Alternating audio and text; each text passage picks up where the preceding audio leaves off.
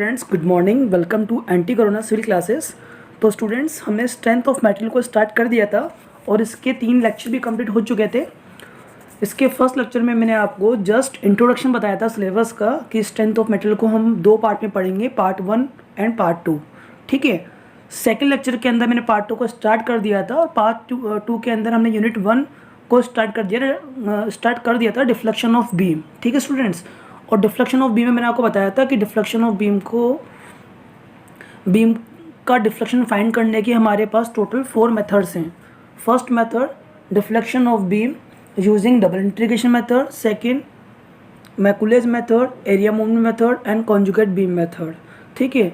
तो lecture number 2 के अंदर मैंने जस्ट डिस्क्राइब किया था इसका बेसिक इंट्रोडक्शन कि आप वेरियस बीम के अंदर slope and deflection find out करोगे तो किस बीम के अंदर कितना स्लोप आएगा और कितना डिफ्लेक्शन आएगा। ठीक है स्टूडेंट्स। और थर्ड लेक्चर के अंदर हमने इसका फर्स्ट मेथड स्टार्ट कर दिया था, डबल इंटीग्रेशन मेथड। और डबल इंटीग्रेशन मेथड के अंदर 3 केस हमने पढ़ लिए थे। Case number 1, cantilever beam subjected to UDL. एक कैंटिलीवर बीम में उस पर अगर पूरा यूडीएल लगा होगा तब फ्री एंड पर स्लोप एंड डिफ्लेक्शन की वैल्यू क्या होगी। केस 2 हमने उसमें पढ़ लिया था, cantilever beam subjected to partial UDL from the fixed end. Fixed end से अगर कैंटिलीवर बीम पार्शियली यूडीएल रखेगी तो फिर जो हमारा फ्री एंड है उस पर स्लोप एंड डिफ्लेक्शन की वैल्यू क्या होगी। और केस 3 में हमने बात की थी cantilever beam subjected to partially UDL from free end. अगर वो फ्री एंड से रखेगी तब स्लोप एंड डिफ्लेक्शन की वैल्यू क्या होगी। आज हमारा 4th लेक्चर है और 4th लेक्चर में हम डिफ्लेक्शन ऑफ बीम का जो फर्स्ट मेथड था, डबल इंटीग्रेशन मेथड, उसका केस नंबर 4 को कंटिन्यू करेंगे।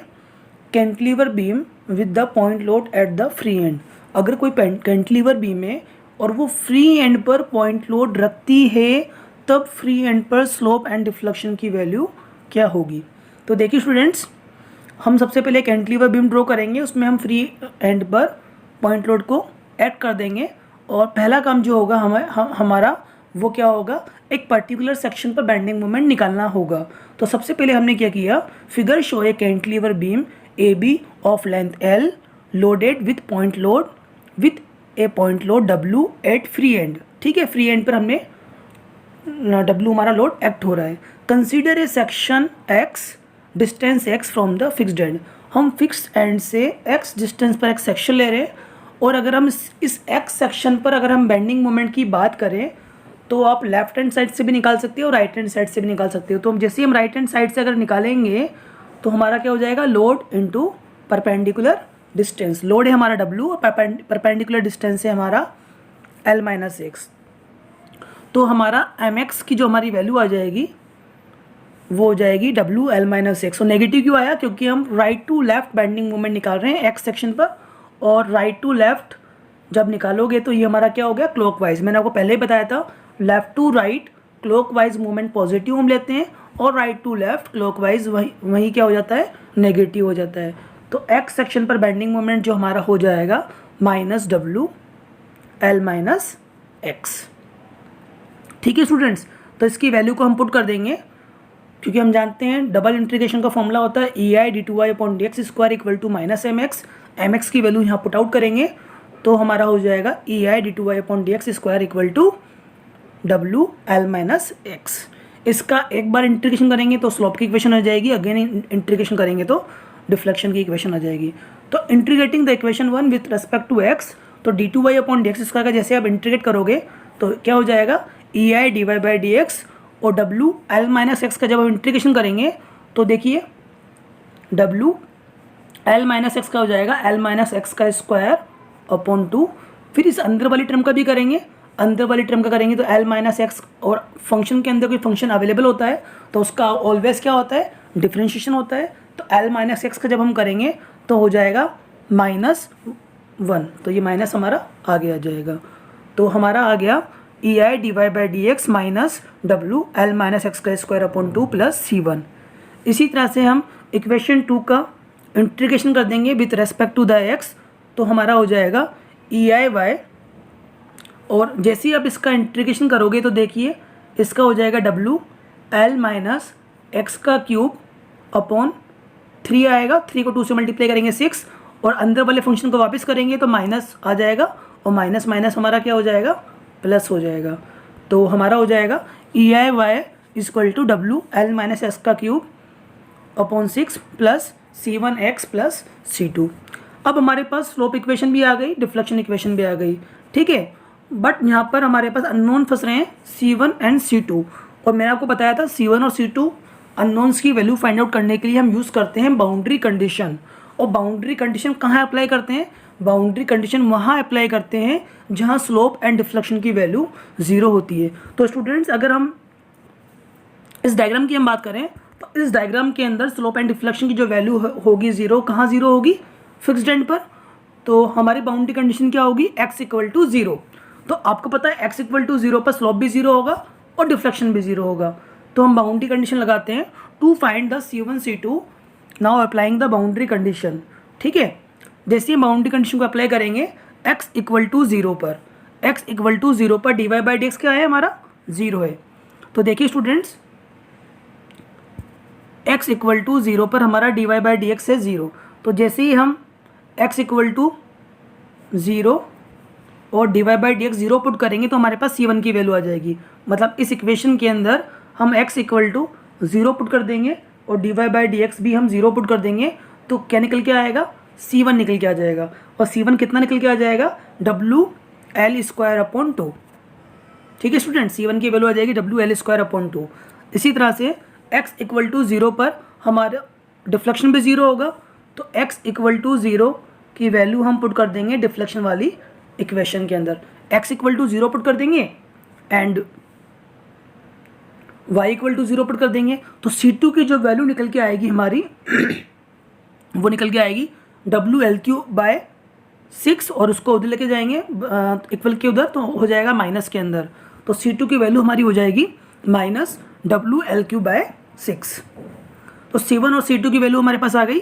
तो इस C1 और C2 की वैल्यू को हम मेन इक्वेशन के अंदर पुट कर देंगे, तो हमारे पास स्लोप इक्वेशन भी आ जाएगी और डिफ्लेक्शन इक्वेशन की भी आ जाएगी। तो देखिए स्टूडेंट, जैसे ही हमने C1 C2 की वैल्यू स्लोप वाली इक्वेशन में पुट करी तो हमारा स्लोप इक्वेशन हो गई E I D Y by D X equal to minus W L minus X का square by 2 plus W L square by 2। ये हमारे पास स्लोप इक्वेशन हो गई। और इस स्लोप इक्वेशन के अंदर हम एक्स की वैल्यू जो भी पुट करेंगे तो देन उसी पॉइंट पर हमारे पास स्लोप की वैल्यू आ जाएगी। अगर हम x की वैल्यू को 0 पुट आउट करेंगे तो इसका मतलब क्या हो गया, हमारा स्लोप कहाँ आ जाएगा, a पॉइंट पर आ जाएगा, ठीक है। और उस a पॉइंट पर स्लोप की वैल्यू कितनी निकल के आएगी, हमारे पास 0। और आपको पता है फिक्स्ड एंड पर स्लोप की वैल्यू क्या होती है, 0 होती है। तो कैलकुलेट करने की तो ज़रूरत ही नहीं है इसको, तो है ठीक है। अब x इक्वल टू एल पर हम चेक करते हैं। तो जैसे ही हम x की वैल्यू को l पुट करेंगे तो देखिए स्टूडेंट्स, जैसे ही आप x की वैल्यू को l पुट करोगे तो ये टर्म क्या हो जाएगी, 0 हो जाएगी। तो D Y by D X equal to कितना आ जाएगा, डब्लू एल स्क्वायर बाई 2। तो देखिए students, E I D Y by D X equal to हो गया हमारा डब्लू एल स्क्वायर बाई 2, और D Y by D X को हम थीटा भी बोल सकते हैं क्योंकि स्लोप हम कहाँ निकाल रहे हैं, बी पॉइंट पर, तो ये हो जाएगा थीटा बी। तो D Y by D X को हम थीटा बी भी मेंशन कर सकते हैं। तो E I theta B equal to W L square by 2, और इससे हमारा थीटा बी निकल के आएगा W L square upon 2 E I. Similarly अब हम क्या करेंगे, डिफ्लेक्शन वाली इक्वेशन लेंगे। डिफ्लेक्शन वाली जो इक्वेशन थी उसमें C1 C2 को हमने पुट कर दिया, तो हमारे पास डिफ्लेक्शन वाली इक्वेशन बनी E I Y equal to W L minus X का cube upon 6 plus W L square upon 2 into X minus W L cube by 6, ठीक है। अब हम डिफ्लेक्शन चेक करेंगे दोनों एंड्स पर। x इक्वल टू 0 पुट करेंगे तो डिफ्लेक्शन की वैल्यू क्या आएगी, 0। और x इक्वल टू जैसे हम l पुट करेंगे, जैसे हम x की वैल्यू को l पुट करेंगे तो ये टर्म 0 हो जाएगी। और इसको सोल्व करने पर हमारा आ जाएगा E I Y B equal to W L cube by 3। तो वाई बी इक्वल टू आ जाएगा हमारा W L cube upon 3 E I. तो स्टूडेंट्स, हमारे पास फ्री एंड पर स्लोप एंड डिफ्लेक्शन की वैल्यू आ गई। कैंटिलीवर बीम अगर फ्री एंड पर पॉइंट लोड रखेगा तो स्लोप की जो वैल्यू होगी वो होगी W L square upon 2 E I, और डिफ्लेक्शन की वैल्यू होगी डब्लू एल क्यूब अपॉन 3 आई। और ये चीज़ मैंने आपको स्टार्टिंग में फॉर्मूले में बताया भी था, जब मैंने इसका लेक्चर नंबर 2 पढ़ाया था तब बताया था मैंने आपको कि किस बीम के लिए स्लोप की वैल्यू क्या होती है, डिफ्लेक्शन की वैल्यू क्या होती है। ठीक है स्टूडेंट्स, तो हमारा एक केस नंबर 4 कंप्लीट हो गया, cantilever beam with the point load at the free end. अगर कैंटिलीवर बीम फ्री एंड पर पॉइंट लोड की वैल्यू रखेगी, पॉइंट लोड रखेगा, तो बी एंड पर स्लोप की वैल्यू क्या होगी और डिफ्लेक्शन की वैल्यू क्या होगी। इसको हमने कैसे निकाला, डबल इंटीग्रेशन से निकाला। किस तरह से निकाला, हमने कुछ भी नहीं करा इसमें। ei/2y/dx² जो डबल इंटीग्रेशन की इक्वेशन थी उसमें हमने mx की वैल्यू पुट आउट कर दी। इसका हमने 2 बार इंटीग्रेशन कर दिया। एक बार इंटीग्रेशन करेंगे तो स्लोप इक्वेशन आएगी, अगेन करेंगे तो डिफ्लेक्शन इक्वेशन आएगी, और उसमें हमने बाउंड्री कंडीशन से C1 C2 की वैल्यू को फाइंड आउट किया और मैन इक्वेशन में पुट आउट कर दिया। ठीक है, उससे हमारे पास बी एंड पर slope and deflection find out हो गया। तो कैंटिलीवर बीम जब फ्री एंड पर पॉइंट लोड रखेगी तो स्लोप की जो वैल्यू आएगी वो WL²/2EI आएगी, और डिफ्लेक्शन की जो वैल्यू आएगी वो WL³/3EI आएगी। अब हम नेक्स्ट केस पढ़ते हैं, cantilever beam width point load at intermediate point. अगर वही कैंटिलीवर बीम पॉइंट लोड को इंटरमीडिएट पॉइंट पर एक्ट करे तब फ्री एंड पर स्लोप एंड डिफ्लेक्शन की वैल्यू क्या होगी, इसको हम फाइंड करते हैं। तो देखिए स्टूडेंट्स, अगर हमारा ये क्वेश्चन एग्जाम के अंदर आता है तो जैसे हमने यूडीएल वाला केस किया था सेम इसको भी हम वैसे ही करेंगे। ठीक है स्टूडेंट्स, अगर फॉर एग्जांपल अगर हमारी बीम ये इतनी ही होती, ठीक है, और तो अभी हमने पढ़ा था केस कैंटिलीवर बीम जब हमारा पॉइंट लोड रखती है तब इस पॉइंट पर अगर हम स्लोप और डिफ्लेक्शन निकालें तो क्या होगा, WL1²/2EI, और डिफ्लेक्शन अगर इस पॉइंट पे निकालें तो जो अभी हमने प्रीवियस केस में पढ़ा था WL1³/3EI आएगा। लेकिन इसने जो स्लोप एंड डिफ्लेक्शन में पूछा है स्टूडेंट्स, वो पूछा है बी पॉइंट पर। ठीक है, तो मैंने आपको पहले भी बताया था सी पॉइंट और बी पॉइंट पर स्लोप की वैल्यू सेम ही होगी।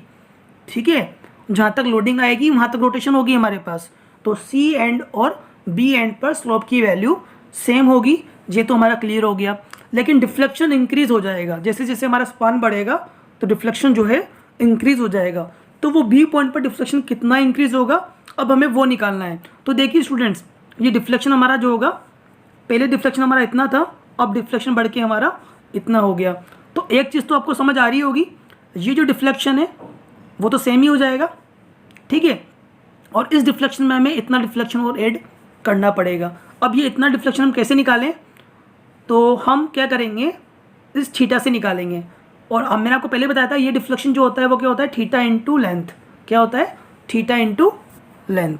तो देखिए students, for the A B beam slope at the B is equal to slope at the C, तो WL1²/2EI, यहाँ तक एकदम क्लियर है। डिफ्लेक्शन एट द बी, अब आपको बी पॉइंट का डिफ्लेक्शन निकालना है, तो बी पॉइंट का डिफ्लेक्शन क्या होगा,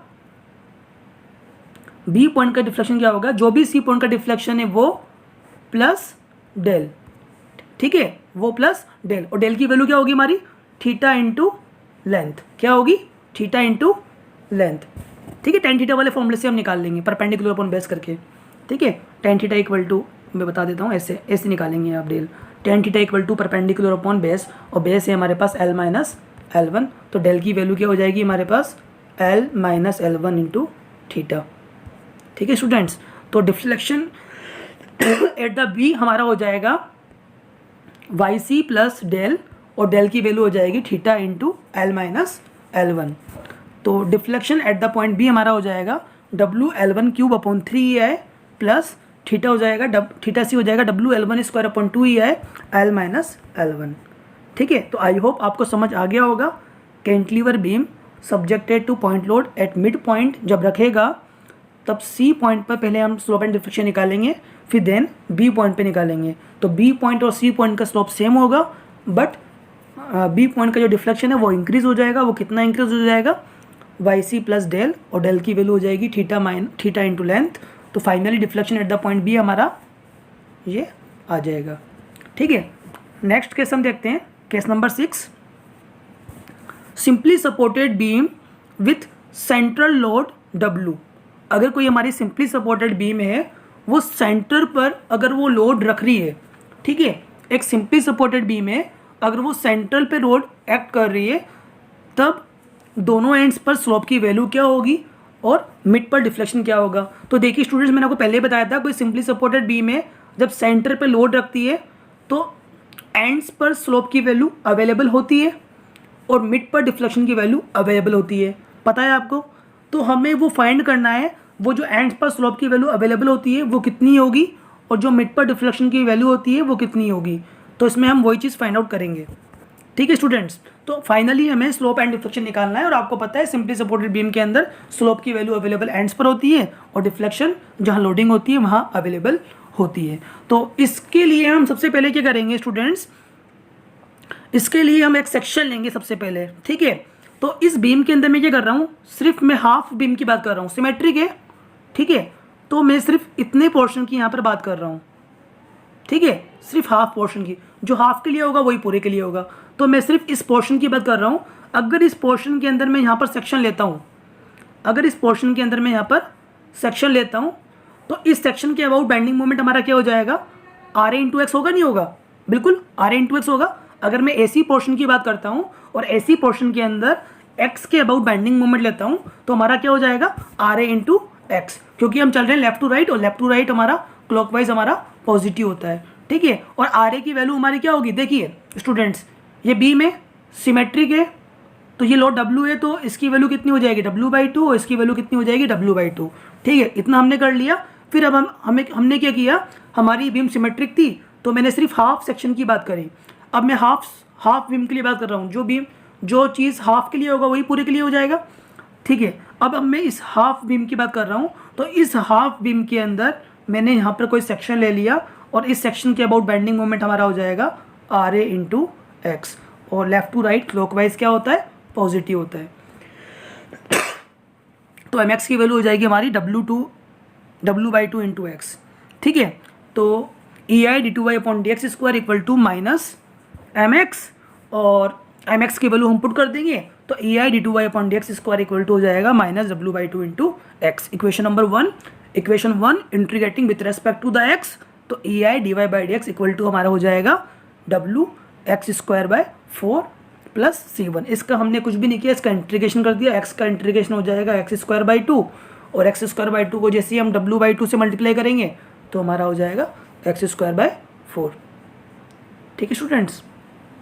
फिर हम इक्वेशन 2 का इंटीग्रेशन कर देंगे with respect to the x, तो हमारा हो जाएगा EIy minus WX³/12 plus C1x plus C2। तो ये इक्वेशन हो गई स्लोप इक्वेशन, ये हो गई डिफ्लेक्शन इक्वेशन। बट यहाँ पर अननोन्स हमारे फंस रहे हैं C1 और C2, और आपको पता है अननोन्स हम कैसे निकालते हैं, बाउंड्री कंडीशन से। तो बाउंड्री कंडीशन हम कहाँ अप्लाई करेंगे, जहाँ वैल्यू 0 होती है। तो वैल्यू 0 हम कहाँ देखेंगे स्टूडेंट्स, हम पूरी बीम पर नहीं देखेंगे वैल्यू 0, क्योंकि हमने हाफ बीम के लिए बात की है, तो हम वैल्यू 0 इस हाफ बीम के लिए ही देखेंगे। अब हम हाफ बीम की अगर हम बात करें तो स्टूडेंट्स देखिए, इस एंड पर तो डिफ्लेक्शन की वैल्यू 0 होगी और इस एंड पर स्लोप की वैल्यू 0 होगी। तो हम कह सकते हैं x इक्वल टू 0 पर तो हमारा डिफ्लेक्शन 0 है और x इक्वल टू L/2 पर हमारा स्लोप 0 है, ठीक है स्टूडेंट्स। क्योंकि हमने बेंडिंग मोमेंट जो लिया था वो हाफ बीम के लिए लिया था, तो बाउंड्री कंडीशन भी जो हम अप्लाई करेंगे वो हाफ बीम के लिए अप्लाई करेंगे। और हाफ बीम के अंदर अगर हम बात करें तो A पॉइंट पर डिफ्लेक्शन की वैल्यू 0 है और C पॉइंट पर स्लोप की वैल्यू 0 है, ठीक है, क्योंकि जहाँ मैक्सिमम डिफ्लेक्शन होता है वहाँ स्लोप की वैल्यू 0 होती है, ठीक है। तो apply the boundary condition, x equal to 0 पर y इक्वल टू 0 हो जाएगा, हमारा डिफ्लेक्शन 0 हो जाएगा, तो C2 की वैल्यू स्टूडेंट्स का निकल के आएगी 0। देखिए x इक्वल टू 0 किया, y इक्वल टू 0 किया, x इक्वल टू 0 किया, तो C2 की वैल्यू हमारे पास क्या आ गई 0। अब हम क्या करेंगे, दूसरी बाउंड्री कंडीशन को हम अप्लाई करेंगे, और दूसरी boundary condition, second boundary condition हमारी क्या थी, x इक्वल टू L/2 पर डिफ्लेक्शन की वैल्यू क्या होगी 0। तो जो डिफ्लेक्शन वाली इक्वेशन थी उसके अंदर हम x की जगह रख देंगे L/2 और dy/dx 0 कर देंगे, तो C1 की वैल्यू हमारे पास आ जाएगी, और C1 की वैल्यू हमारे पास सोल्व करने पर आ जाएगी WL²/16। तो जैसे ही हमारे पास C1 और C2 की वैल्यू आएगी उसको हम इक्वेशन नंबर 2 और इक्वेशन नंबर 3 में पुट करेंगे। इक्वेशन नंबर 2 और इक्वेशन नंबर 3 में पुट करेंगे। तो जैसे ही मैं C1 की वैल्यू को इक्वेशन नंबर 2 में पुट करता हूँ तो हमारा हो जाएगा E I D Y by D X minus W X square upon 4 plus W L square upon 16, ये हमारी स्लोप इक्वेशन हो गई। तो x इक्वल टू 0 जैसे इसमें पुट करोगे तो हमारे पास स्लोप निकल के आएगा। पता है आपको एंड्स पर स्लोप होता है, तो देखते हैं। x इक्वल टू 0 हम पुट करेंगे तो E I D Y by D X हमारा क्या हो जाएगा, ई आई थीटा ए, क्योंकि हम ए पॉइंट पर स्लोप निकाल रहे हैं तो D Y by D X हमारा हो जाएगा थीटा ए, ठीक है। और ये टर्म हमारी 0 हो जाएगी, तो बचा क्या हमारे पास, डब्ल्यू एल स्क्वायर बाय 16। तो हम बोल सकते हैं theta A equal to W L square by 16। तो देखिए चूंकि हमारी बीम सिमेट्रिक है तो थीटा ए की वैल्यू अगर डब्ल्यू एल स्क्वायर बाय 16 होगी तो थीटा बी की वैल्यू भी क्या होगी, डब्ल्यू एल स्क्वायर बाय 16। कहने का मतलब ये है, अगर आप सेक्शन इधर से लेते हैं, ठीक है, और फिर थीटा बी की वैल्यू निकालते हैं तो वो भी सेम ही हमारी आती है। तो हम बोल सकते हैं अगर हमारा theta A W L square by 16 है तो सिमिलरली थीटा बी भी हमारा क्या होगा, डब्ल्यू एल स्क्वायर बाय 16, ठीक है। और अगर आप इसको मिड पे निकालोगे तो थीटा सी की वैल्यू क्या आएगी, 0 आएगी, क्योंकि बाउंड्री कंडीशन हमने स्लोप को मिड पर 0 लेके ही निकाली थी। बाउंड्री कंडीशन में हमने सी की जो वैल्यू है वो स्लोप को मिड पर 0 माना था, तो थीटा सी की वैल्यू ऑब्वियस है 0 ही आएगी, ठीक है। तो हमने एंड्स पर स्लोप निकाल लिया, हमें पता है सिंपली सपोर्टेड बीम में एंड्स पर स्लोप होता है और वो हमने फाइंड आउट कर लिया। एंड्स पर जो स्लोप होगा वो कितना होगा, W L square upon 16 E आई। अब हम डिफ्लेक्शन इक्वेशन की बात करते हैं। हमारे पास डिफ्लेक्शन इक्वेशन है E I Y minus W X cube upon 12 plus W L square by 16 into X. ये हमारी डिफ्लेक्शन इक्वेशन हो गई। आप x की वैल्यू जितनी भी इसमें पुट करोगे ये उस पॉइंट पर डिफ्लेक्शन को फाइंड आउट कर देगा। अब आप इन जनरल आप जानते हो जब सिंपली सपोर्टेड बीम्स होती है तो एंड्स पर डिफ्लेक्शन की वैल्यू 0 होती है, आपको पता है, और डिफ्लेक्शन मैक्सिमम हमेशा लोडिंग पर ही होता है।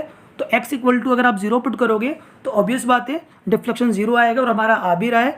x equal to L put करोगे तो अभी डिफ्लेक्शन हमारा, सॉरी अभी हम मिड बीम की बात कर रहे हैं, x इक्वल टू हमने 0 पुट कर दिया तो डिफ्लेक्शन हमारा आ गया 0, ठीक है। और इसी तरह से x इक्वल टू हमने l/2 पुट किया तो हमारा डिफ्लेक्शन आ गया डब्ल्यू एल क्यूब बाय 48 है। अगर आप अदर एंड से सेक्शन लेते, तो हमारा वाई बी इक्वल टू कितना आ जाता, 0 आ जाता, क्योंकि सिमेट्रिक बीम में अगर वाई ए की वैल्यू 0 होगी तो वाई बी की भी वैल्यू भी 0 होगी। तो आई होप आपको समझ आ गया होगा हमारा केस नंबर 6। और केस नंबर 6 हमारा ये था, अगर कैंटिलीवर बीम सेंटर पे पॉइंट लोड रखेगी तो एंड्स पर हमारा स्लोप होगा और वो स्लोप कितना होगा, W L square upon 16 E I, और मिड पर डिफ्लेक्शन होगा और मिड पर डिफ्लेक्शन कितना होगा, W L cube upon 48 E आई। अब हम लास्ट केस और डील कर लेते हैं, केस नंबर 7। इसके बाद हम हमारे लेक्चर को कंप्लीट करेंगे, ठीक है। लास्ट केस बिल्कुल सिंपल है, जैसा हमने केस नंबर 6 किया था same to same case number 7 है। Simply supported beam with the UDL, एक सिंपली सपोर्टेड बीम है, वो होल लेंथ पर यूडीएल को एक्ट कर रही है, ठीक है। तो उसके लिए हमें निकालना है बेंडिंग मोमेंट। तो सबसे पहले स्टूडेंट देखिए, सिंपली सपोर्टेड बीम है और वो यूडीएल रख रही है, तो टोटल लोड हो जाएगा हमारा W into L. Beam symmetric है तो आर ए और आर बी की जो वैल्यू होगी स्टूडेंट्स, आर ए और आर बी की जो वैल्यू होगी वो कितनी हो जाएगी, डब्ल्यू एल बाय 2। भाई टोटल लोड हमारा डब्ल्यू इंटू एल है तो आर ए और आर बी की जो वैल्यू हो जाएगी W L by 2, W L by 2।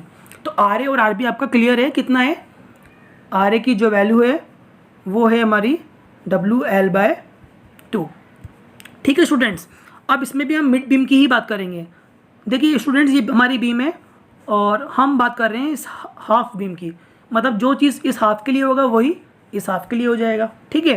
तो हम इस हाफ बीम की बात कर रहे हैं और इस हाफ बीम में मैंने सेक्शन ले लिया है यहाँ पर। अगर इसमें इस सेक्शन के और बेंडिंग मोमेंट की मैं बात करूं तो हमारा हो जाएगा R A into X minus, हमारा हो जाएगा R A into X minus ऊपर से जो लोडिंग आ रही है डब्ल्यू इंटू एक्स बाई 2, ठीक है। तो अगर हम इस सेक्शन पे बेंडिंग मोमेंट की हम बात करें तो हमारा हो जाएगा R A into X minus W X square by 2, और आर ए की वैल्यू हमारे पास है डब्ल्यू एल बाई 2, तो उसकी वैल्यू हम पुट कर देंगे। तो फाइनली हमारे पास जो एम एक्स की जो वैल्यू आएगी वो आ जाएगी W L by 2 into X minus W X square by 2, इसको हम E I D two Y upon D X square equal to minus M X वाली इक्वेशन में पुट कर देंगे। तो फाइनली हमारा आ जाएगा E I D two Y upon D X square equal to minus W L X by 2 plus W X square by 2। ठीक है, अब इसमें भी सेम वही करेंगे process, integrating the equation 1 with respect to the X. जैसे ही आप इसका डिफरेंशिएट इंटीग्रेट करोगे तो हो जाएगा हमारा E I D Y by D X is equal to minus W L X square by 4 plus W X cube by 6 plus C1। फिर अगेन कर देंगे तो हमारा आ जाएगा E I Y equal to minus W L X cube upon 12 plus W X की power 4 upon 24 plus C1 X plus C2। तो equation 2 और 3 हमारी हो गई slope and deflection equation. Boundary condition हमें निकालनी है, तो बाउंड्री कंडीशन कहाँ अप्लाई करते हैं, जहाँ वैल्यू 0 होती है। अभी हम सिर्फ हाफ बीम की ही बात कर रहे हैं, क्योंकि हाफ बीम की हमने ली है यहाँ पर अभी, और हाफ बीम की अगर हम बात करें तो हाफ बीम के अंदर एंड पर डिफ्लेक्शन की वैल्यू 0 होगी और मिड पर स्लोप की वैल्यू 0 होगी। ये आपको पता है, सिंपली सपोर्टेड बीम में एंड पर डिफ्लेक्शन 0 होता है और मिड पर स्लोप 0 होता है। ठीक है, तो x इक्वल टू 0 पर हम y 0 कर देंगे और x equal to l by 2 पर हम dy बाई डी एक्स 0 कर देंगे। ठीक है, दो बाउंड्री कंडीशन हमारे पास अवेलेबल है और दो ही अननोन हमें फाइंड आउट करने हैं। तो देखिए students, at x equal to 0 y equal to हमारा 0 हो जाएगा, इससे हमारे पास C2 की वैल्यू आ जाएगी। x इक्वल टू जैसे ही आप 0 पुट करोगे तो C2 की वैल्यू कितनी आ जाएगी, 0। ठीक है, इसी तरह से x इक्वल टू अगर आप l बाई 2 पुट करोगे, जो स्लोप वाली इक्वेशन है उसमें x इक्वल टू क्या पुट करोगे, l बाई 2, यहाँ भी l बाई 2, यहाँ भी l बाई 2 और dy बाई डी एक्स 0। तो इससे हमारे पास C1 की वैल्यू जो निकल के आएगी वो कितनी निकल के आएगी, डब्ल्यू एल क्यूब अपॉन 24। ठीक है, और C1 और C2 को हम इक्वेशन नंबर 2 और 3 में पुट कर देंगे।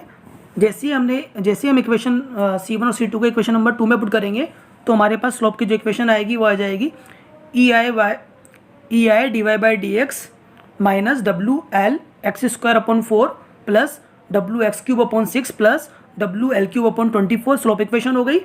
x इक्वल टू 0 हम पुट कर देंगे तो स्लोप कहाँ पर आ जाएगा स्टूडेंट्स, स्टार्टिंग वाले पॉइंट पर आ जाएगा, और स्टार्टिंग वाले पॉइंट पर स्लोप अवेलेबल होता है सिंपली सपोर्टेड बीम के अंदर।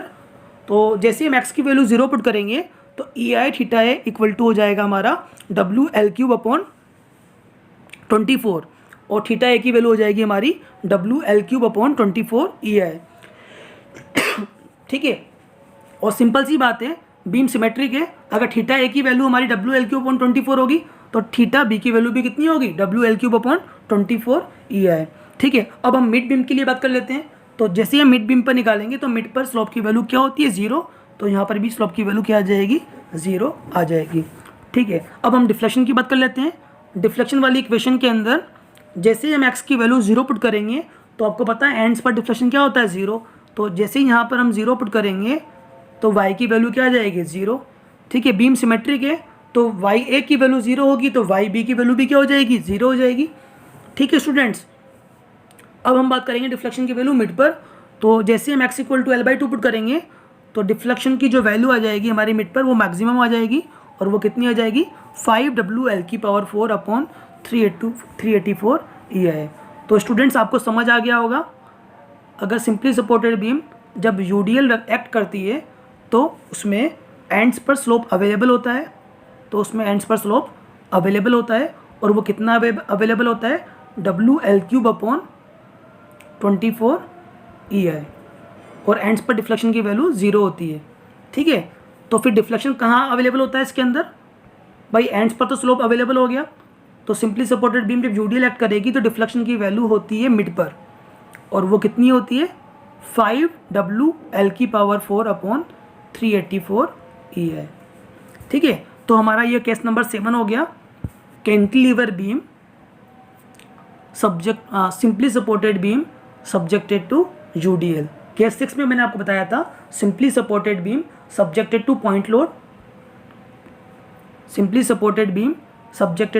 लोड, तो उस केस में स्लोप की वैल्यू आई थी हमारी W L square upon 16 E I, और डिफ्लेक्शन हमारा आया था W L cube upon 48 E I. Is very very important.